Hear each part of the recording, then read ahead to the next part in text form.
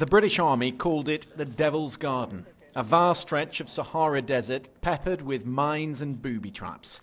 Even today, those who cross it do so at their peril. Yaqub Ali, a Bedouin farmer, lost his leg while grazing his sheep. He told me he'd stepped on an anti-personnel mine that was buried beneath the sand. Almost 70 years on, and World War II is still taking its toll here. Already this year, there's been 1 fatality and 4 serious injuries. In October 1942, Alamein was the stage for a decisive battle in the North Africa campaign. The British 8th Army, under the command of Lieutenant General Montgomery, bombarded the exhausted German and Italian divisions of Field Marshal Rommel, who had dreamt of advancing on the Suez Canal. This is how the opposing forces had lined up. So intense was the fighting, they estimate some 16 million explosive devices still remain on this battlefield, stretching from the Devil's Garden to the border with Libya.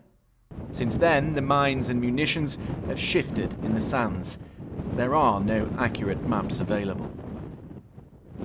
The bravery of the men who died on this battlefield will forever be remembered in 3 cemeteries lovingly maintained for British, German and Italian soldiers.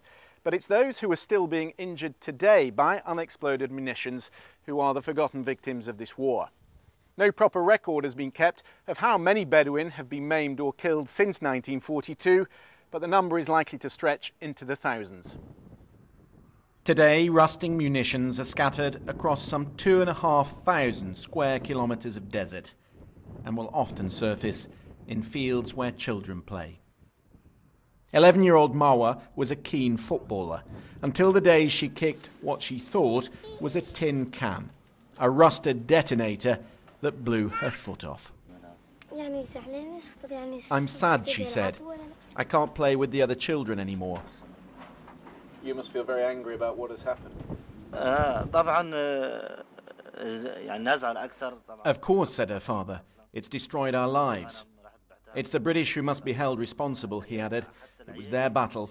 They brought the war to Egypt. But the explosive that removed Marwa's foot could have been of Italian or German origin, and there is the complication for any future legal claim. Assalamu alaikum. The Bedouins say there's been chronic underreporting of those affected over the years. They're now compiling a dossier to present to the court.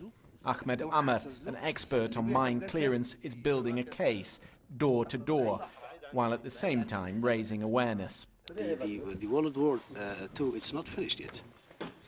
When it will be finished? When we cleared all our area from the mines, from the danger, from the UXO, because it is dangerous for us. We have a people who want to carry on our life by safely. This is our rights. There is no legal precedent for landmine victims suing a foreign nation for damages, but the group has already approached the British government and Prince Andrew during his recent visit. The next step, they say, is the courts.